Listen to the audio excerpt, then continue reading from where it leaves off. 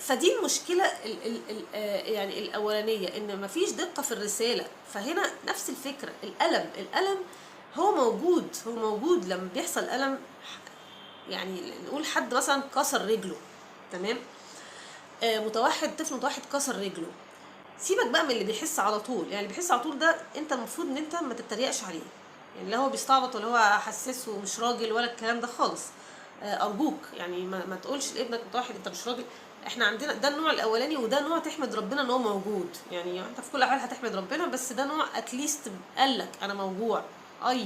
يعني تديله شكه تلاقيه صوت، بس على الاقل صوت، يعني بيقول قال في وجع. يعني احنا عندنا الالم زي ما قلت سياق كامل داخل فيه الحته الادراكيه، يعني انت شايف الالم ده ازاي، بتقول لنفسك ايه وانت شاعر بالالم. الحته الثانيه اللي هي الوعي طبعا بالالم نفسه. الحته الثالثه اللي هي المشاعر، انت قبل ما الالم يجيلك انت حالتك